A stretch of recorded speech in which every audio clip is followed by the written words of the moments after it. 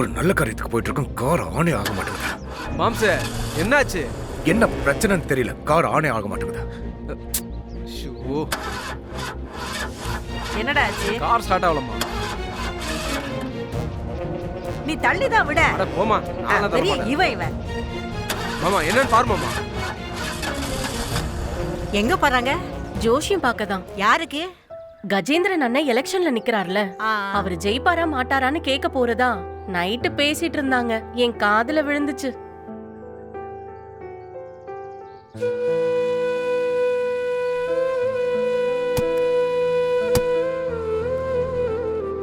தள்ளி விடண்டா கொஞ்சம். அட போ, இது வர தள்ளுறாங்க வேற. ஐயோ, நீ அப்படியே ஸ்டார்ட் பண்ணி பாரு மாமா. மோகனவல்லி, அப்படியே லட்சுமி ஜாதகத்தையும் பார்த்துட்டு வந்துரு. அவ பொறப்ப பத்தி தெரியாதா? இதுல ஜாதகத்தை வேற கொண்டு போய் பார்க்கணுமா? அப்படியே பார்த்தாலும் அவ விதி மாறிடவா போகுது? கஜேந்திர இந்த எலெக்ஷன்ல ஜெயிப்பானான்னு ஜாதகத்தை காட்டி பார்த்துட்டு வரலான்னு கிளம்புனா, இப்ப இவ ஜாதகத்தை கொண்டு போய் பார்க்கறது ரொம்ப முக்கியமா? அக்கா, ஒரு நல்ல காரியத்துக்காக போயிட்டு இருக்கோம்ல, இப்படி உங்களோட சண்டை போட்டு இருந்தீங்கன்னா விளங்கிடும். முதல்ல அந்த ஜாதகத்தை வாங்கிட்டு வா. ம், சரி. தோ வந்துட்டாளே. ஒரு நல்ல காரியத்துக்கு போகும்போது இவளை பார்த்துட்டு போனாலே விளங்காது.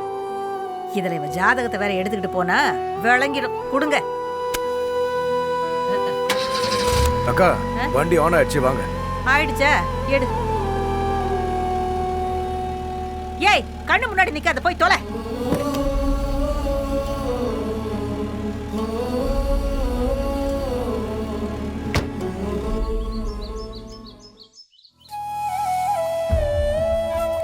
அப்பா, உங்களுக்கு 60 வயசு முடிஞ்சு 61வது வயசு பிறந்துருச்சு.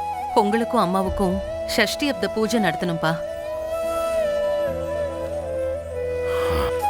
அதெல்லாம் அவசியமாமா? அப்பா, அது எங்களோட ஆசைப்பா. நீங்க 2 பேரும் இத்தனை வருஷம் வாழ்ந்த வாழ்க்கைக்கு நாங்க பண்ற மரியாதைப்பா. எனக்கு இதுல எல்லாம் பெருசா விருப்பம் இல்லம்மா. உங்க அம்மாவுக்கு விருப்பம்னா அதுக்கு நான் தடையா இருக்க மாட்டேன். எனக்கும் விருப்பம் இல்லை. சஷ்டி அப்த பூர்த்தி அன்னைக்காவது என் பிள்ளைங்க எல்லாரும் ஒண்ணு கூடணும். அது நடக்குமா?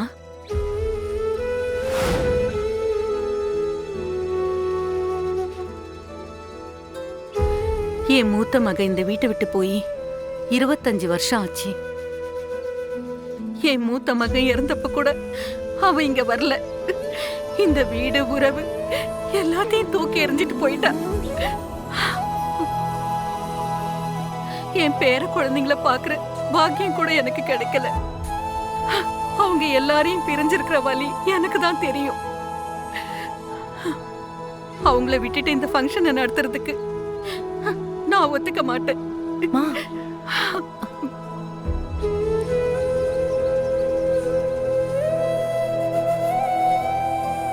உன் அம்மாவுக்கு இஷ்டம் இல்லைன்னா நான் சொல்றதுக்கு எதுவும் இல்லை.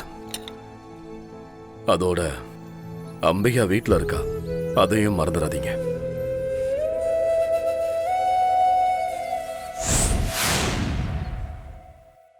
அப்பா அம்மாவுக்கு சஷ்டியப்ப பூர்த்தி நடத்தணும்னு நம்ம நினைச்சது நடக்காது போல இருக்கு. கண்டிப்பா நடக்கும். அப்பா அந்த அம்பிகாவுக்கு சப்போர்ட் பண்ணி பேசுறத என்னால சகிச்சுக்கவே முடியல. அக்கா, கொஞ்சம் மெதுவா பேசுக்கா. அம்பிகா அவன் காதல விழுந்துற போது. விழுந்துட்டு போகட்டும். அவளை பார்த்து எனக்கு என்ன பயம்? மூத்த அக்கா நம்மளை விட்டு பிரிஞ்சு போனதுக்கும் நான் ஒத்தையா நிக்கிறதுக்கும் உனக்கு கல்யாணமாகி இன்னும் குழந்தை பிறக்கல. இது எல்லாத்துக்கும் காரணம் அவதான். நம்ம அண்ணன் மட்டும் அவளை கல்யாணம் பண்ணாம இருந்திருந்தா இந்த வீடு எவ்வளவு சந்தோஷமா இருந்திருக்கும். எல்லாரோட வாழ்க்கையும் அந்த அம்பிகாவால நாசமா போச்சு. அப்பாவோட ஃப்ரெண்டோட மகதான் அண்ணனை கல்யாணம் பண்ணி இந்த வீட்டுக்கு மருமகள வரதா இருந்துச்சு. நிச்சயம் பண்ணி முகூர்த்த தேதியும் முடிவு பண்ணியாச்சு. கல்யாணத்துக்கு 4 நாளைக்கு முன்னாடி நம்ம அண்ணன் இந்த பஞ்ச பரதேசி அம்பிகாவை கைய புடிச்சு கூட்டிட்டு வந்து இவதான் தன்னோட மனைவின்னு சொல்லிட்டான். அடுத்த வேளை சோத்துக்கு கூட வழி இல்லாதவள நம்ம அப்பாவும் ஏத்துக்கிட்டாரு. அது பிடிக்காம தான் அக்கா மாமாவோட வீட்டை விட்டே போயிட்டா. அவ போன கொஞ்ச நாள்லயே நம்ம அண்ணனும் இறந்துட்டாரு. அவளோட ராசி அப்படி.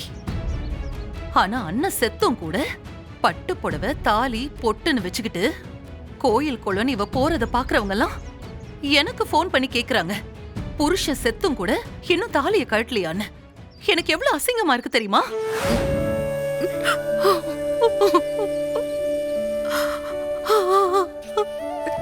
சாகும்போது என் கைய பிடிச்சு நான் இல்லைனாலும் உன் கழுத்துல இருக்கிற தாலிய கழட்டிடாத, பொட்டு அழிச்சிடாதன்னு என்கிட்ட சத்தியம் வாங்கினீங்க.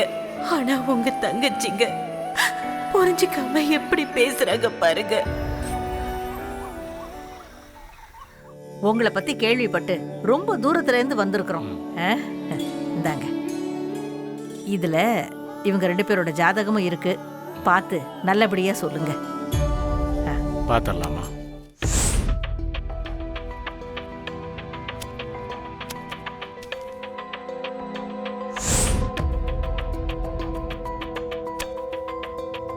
நீங்க கொடுத்த 2 பேர் ஜாதகமும் துரதிர்ஷ்ட ஜாதகம். இந்த ஜாதகத்துல பார்க்கறதுக்கு எதுவுமே இல்லை. எந்த ஒரு சௌபாக்கியமும் ஐஸ்வர்யமும் இந்த மாதிரி நல்ல விஷயங்கள் எதுவுமே இந்த ஜாதகத்துல இல்லை. உங்க வீட்டுல இதுக்கு முன்னாடியோ இல்ல இதுக்கு அப்புறமோ நல்லது நடக்கிறதுக்கு வாய்ப்பே இல்லை. என்ன சாமி இந்த மாதிரிலாம் பேசிக்கிட்டு இருக்கீங்க? எங்க ஊர் பஞ்சாயத்து போர்டு எலெக்ஷன்ல பிரசிடென்டா நான் நிக்க போறேன். எங்க குடும்பம் எவ்வளவு வசதியான குடும்பம் தெரியுமா? நாங்க நினைச்சா அந்த ஊருக்கே செலவு பண்ண முடியும். இருக்கலாம், ஆனா அதுக்கான எந்த ஒரு அறிகுறியும் உங்க ஜாதகத்துல இல்லையே. உங்க ஜாதகத்தை வச்சு உங்களுடைய முழு வாழ்க்கையையும் சொல்லிட முடியும். சாமி, என்ன பெரிய ஜாதகம் முடிவு பண்ணுது? என்ன பேசுறீங்க நீங்க? வீட்ல இருந்து கிளம்பும்போது கூட தான் கார் ஸ்டார்ட் ஆகல, அதுக்காக எங்களால இங்க வர முடியாம போயிடுச்சா என்ன? அப்படிங்களா? சரி, கார் ஸ்டார்ட் ஆகலன்னு சொன்னீங்கல்ல, அதுக்கப்புறம் என்ன நடந்துச்சுன்னு சொல்லுங்க. அது எப்படி நடந்துச்சுன்னு நான் சொல்றேன். சாமி, என் மாமியாரு அவங்க பேத்தி ஜாதகத்தையும் கொடுத்து பார்த்துட்டு வர சொன்னாங்க. ஒரு நல்ல காரியத்துக்கு போகும்போது இவளை பார்த்துட்டு போனாலே விளங்காது. இதுல இவ ஜாதகத்தை வேற எடுத்துக்கிட்டு போனா விளங்கிடும். கொடுங்க.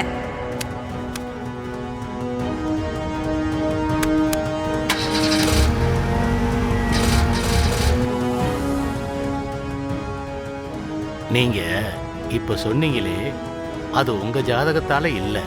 ஏற்கனவே சொன்ன மாதிரி உங்க வீட்டுல வேற யாரோ ஒருத்தருடைய ராசியா இருக்கலாம். அந்த பொண்ணுடைய ஜாதகமா கூட இருக்கலாம்.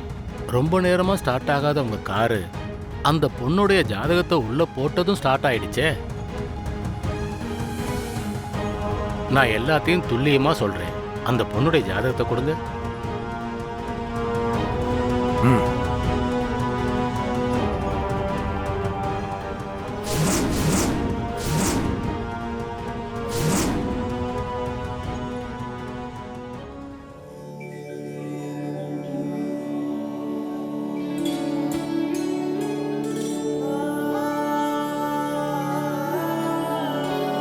இந்த ஜாதகம் சகல ஐஸ்வர்யங்களும் பொருந்திய ஜாதகம்.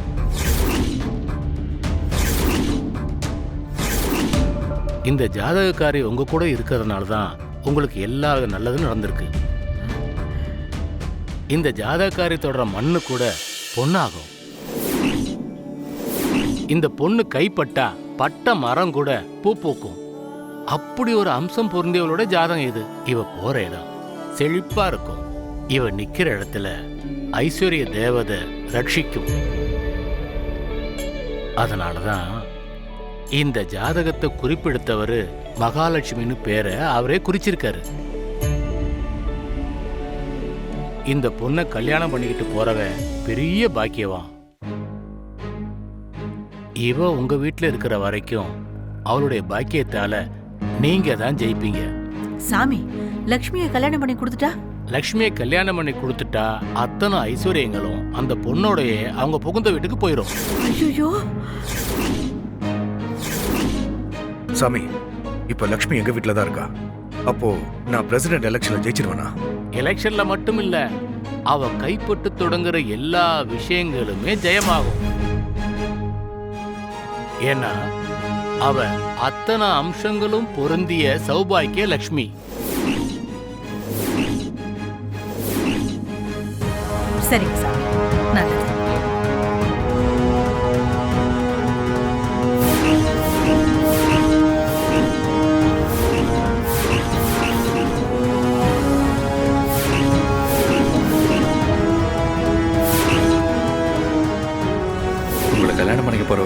ரொம்ப லக்கிங்க. நீ எங்க இருந்தாலும் உன்னை கண்டுபிடிச்சு இந்த செயினை கொடுத்து உங்ககிட்ட தேங்க்ஸும் சொல்லணும்.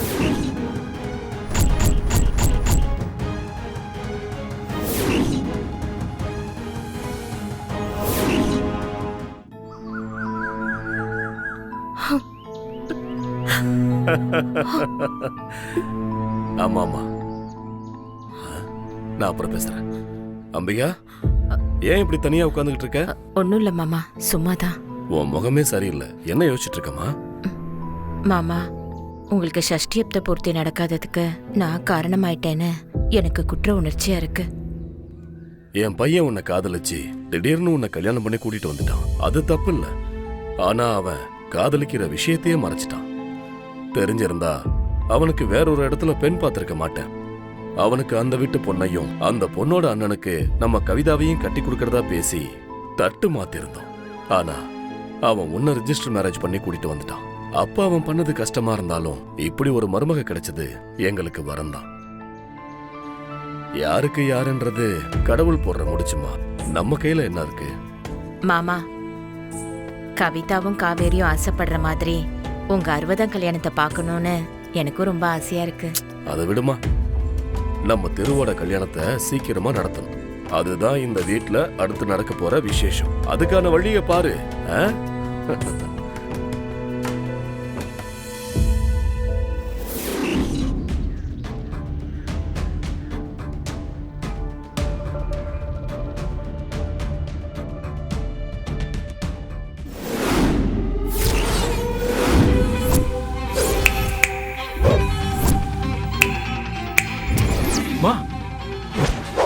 அடிய மோகனவல்லி, ஜோசியர் சொன்ன விஷயம் எங்க காதுக்கு வந்துருச்சு.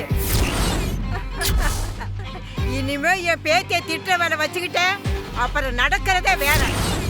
டேய் கஜேந்திரா, பிரசிடண்ட் எலெக்ஷன்ல நீ ஜெயிக்கிறது என் பேத்தி கையில தான் இருக்கு, ஞாபகத்துல வச்சுக்கோ.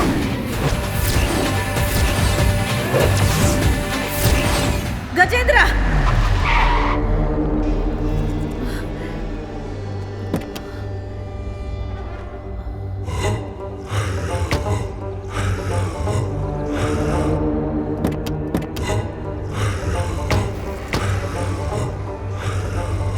அக்கா, என்ன யோசிச்சுக்கிட்டு இருக்க? அந்த ஜோசியர் சொன்ன ரகசியம், இந்த விஷயம் மட்டும் கிழவிக்கு தெரிஞ்சது அவ்வளவுதான். அவன் எவனையாவது கல்யாணம் பண்ணிக்கிட்டு போயிட்டா நம்ம பிச்சை தாண்டா எடுக்கணும். நீ சொல்றது சரிதான்க்கா. எதாச்சியா ஒரு நாள் காலையில அவ மூஞ்சில முழிச்சேன். அன்னைக்கு பூரா நாள் சந்தோஷமாவும் சிறப்பாகவும் இருந்துச்சு. திரும்பவும் சந்தேகப்பட்டு இன்னொரு நாள் காலையில அவன் மூஞ்சில நான் முழிச்சேன். அன்னைக்கு நாள் சிறப்பாகவும் சந்தோஷமாகவும் தான் போச்சு. அப்ப நான் புரிஞ்சுக்கிட்டேன் அவ எவ்வளவு அதிர்ஷ்டமானவன. இந்த விஷயத்த உங்க 2 பேர்கிட்ட முன்னாடியே சொன்னேன், எங்க கேட்டீங்க? என்னக்கா இன்னும் யோசிச்சுக்கிட்டு இருக்க? அவளை கல்யாணம் பண்ணி அனுப்பிச்சிட்டா இப்ப நாம வாழற வாழ்க்கையும் அவ கூடயே போயிடுமேடா. அதுக்காக காலம் பூரா அவளை நம்ம வீட்லயே வச்சுக்க முடியும்? நல்லா சொன்ன மாமா, கிழவி விட்டுருமா? டேய், கிழவிய விடுறா. சரி, நான் எலெக்ஷன்ல ஜெயிச்சிட்டு வர வரைக்குமாவது அவன் நம்ம வீட்ல இருக்கட்டும். அவ வயசுக்கு வந்தவன், எவனையாவது இழுத்துக்கிட்டு ஓடிட்டா என்ன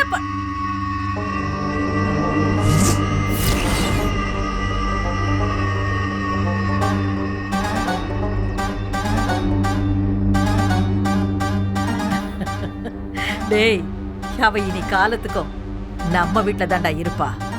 நம்மளை விட்டு இனி எதுவும் போகாது. எப்பவும் நாம தான் ராஜா. எப்படிக்கா சொல்ற? அது அப்படித்தான். லக்ஷ்மி, லக்ஷ்மி, லட்சோ, இங்கதான் இருக்கேன்.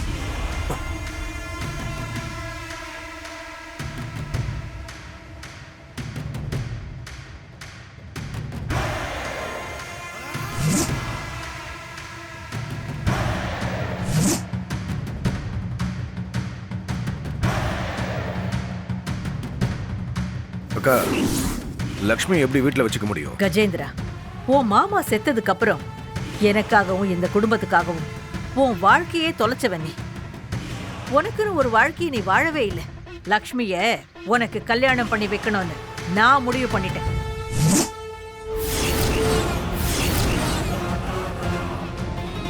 அக்கா, அவளோட வயசுல மூத்தவன் நான். இதெல்லாம் தெரிஞ்சுதான் பேசிக்கிட்டு இருக்கியா? ஏய், வயசு என்னடா வயசு? ஆம்பளைக்கு உடம்புல தெம்பு இருந்தா போறாது, பாத்துக்கலாம். ஜோசியர் சொன்ன மாதிரி அதிர்ஷ்ட தேவதை காலத்துக்கு நம்ம கூடவே தான் இருக்கும். இப்ப இருக்கிற இதே வசதி வாய்ப்போட நம்ம நினைச்சதை சாதிச்சுக்கலாம்டா. இதெல்லாம் நடக்குமாக்கா? அப்படியே நடந்தாலும் இந்த ஊருக்காரங்க விட்டுருவாங்க நம்புறியா? டேய், அத நான் பாத்துக்கிறேன்டா. இவ்வளவு நாள் என் பக்கத்திலே இருந்தோம், உன்னை எப்படி நான் கவனிக்காம விட்டேன்? டீ.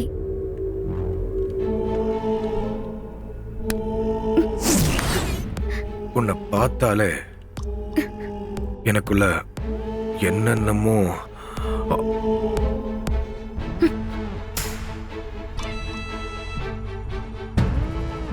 ஒரு நிமிஷம்.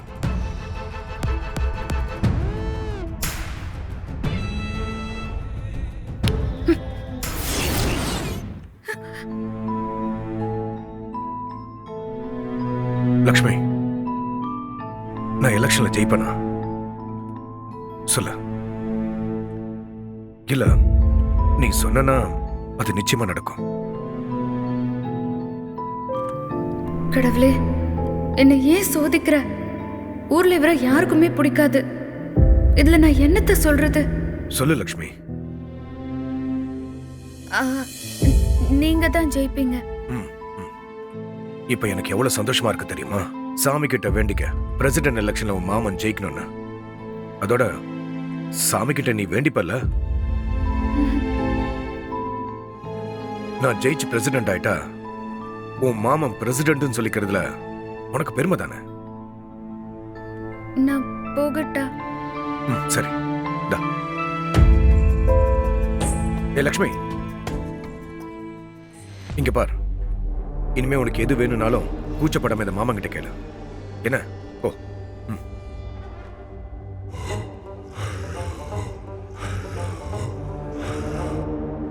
உன்னை சின்ன பொண்ணாவே பார்த்துட்டேன் லக்ஷ்மி. அக்கா சொன்னதுக்கு அப்புறம் தான் தெரியுது, ஆளு சும்மா ஜம்முன்னு இருக்கா.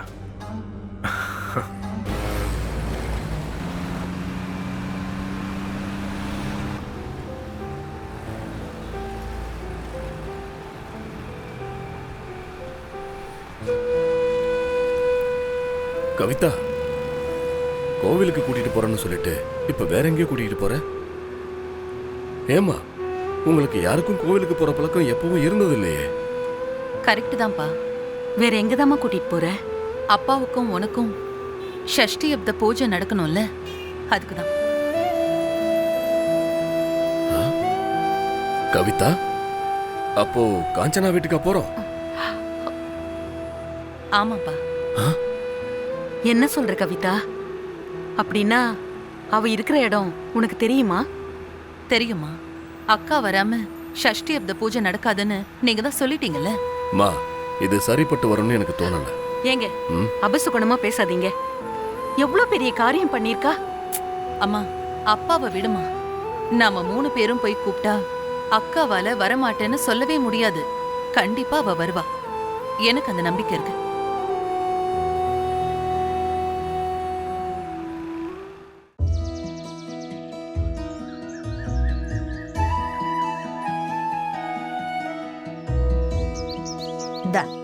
நீ என்ன பண்ற? கொலையில இருக்கிற மரத்தெல்லாம் வெட்டி லட்சுமியோட ஜாதகத்தை பார்க்க கொடுத்து விட்டா வந்து அதை பத்தி எதுவுமே பேசல. விறகுக்கு காய போட்டுரு. என்ன? சரிங்கம்மா. டேய், நீங்க 2 பேரும் இதை புடிங்க. வீட்டுக்கு பெயிண்ட் அடிச்சிருங்க. புத்தம் புது வீடு மாதிரி இருக்கணும். புரியுதா? ஏன் இவ்வளவு பரபரப்பா வேலை பார்க்க சொல்லிட்டு இருக்கா? சரி, போங்க, போய் வேலையை பார்த்து போங்க. போங்க. மோகனவல்லி, இங்க வா. என்ன அத்தை? அத்தை, இந்தாங்க அத்தை. இது எதுக்கு சொல்றேன். ஜோசியரு கஜேந்திரனோட ஜாதகத்தை பார்த்து வர எலெக்ஷன்ல ஜெயிக்கிறது மட்டும் இல்ல, அவன் எதிர்காலமே தலைகீழ மாற போறதா சொல்லிட்டாரு. ஓ, அதான் அண்ணன் முகத்துல அவ்வளவு சந்தோஷமா? இனி கஜேந்திரனுக்கு யோகத்துக்கு மேல யோகம்தான். சந்தோஷம்தான் மோகனவல்லி. ஆமா, லட்சுமியோட ஜாதகத்தை பாத்தியா? பார்க்காமல அவன் ஜாதகத்தோட லக்ஷ்மி ஜாதகத்தையும் கொடுத்தோம். அத்தை, ஜாதகத்துல 1 மாசத்துக்குள்ள லக்ஷ்மிக்கு கல்யாணம் நடக்கலன்னா அப்புறம் 30-35க்கு அப்புறம் தான் அவளுக்கு குருதசையே வருமா அத்தை. என்ன சொல்ற மோகனவல்லி? அத்தை இப்ப என்ன, இந்த கல்யாணத்தை 1 மாசத்துக்குள்ள நடத்தலனா தானே பிரச்சனை, நடத்திட்டா? அத்தை இப்ப என்ன, இந்த கல்யாணத்தை 1 மாசத்துக்குள்ள நடத்தலனா தானே பிரச்சனை, நடத்திட்டா? என்ன பேசுற மோகனா? 1 மாசத்துல எப்படிமா முடியும்? நல்ல மாப்பிள்ளையா பார்க்க வேண்டாமா? நீங்க சொல்றதெல்லாம் சரிதான். இப்ப விட்டுட்டா அவளுக்கு 35 வயசு ஆயிடுமாமே, அரைக்கிழவி ஆயிடுவாத்த. ஜோசியர் சொன்னதை கேட்டதுமே பசுபதியும் கஜேந்திரனும் அவளுக்கு மாப்பிள்ளை பார்க்க ஆரம்பிச்சிட்டாங்க அத்த. நல்ல பையனா பார்க்க சொல்லிட்டேன். மாப்பிள்ளை கிடைச்சதும் உடனே அவளுக்கு கல்யாணம் தான். மோகனா, என்னத்த பேசுற? இதெல்லாம் நடக்கிற காரியமா?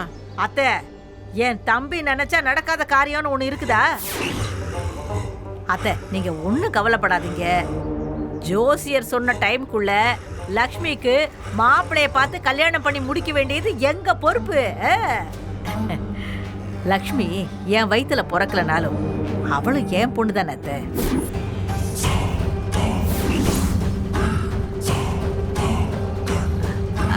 அத்த, உள்ள வேலை இருக்கு, நீங்க பா, இது வந்துடுறேன். வா.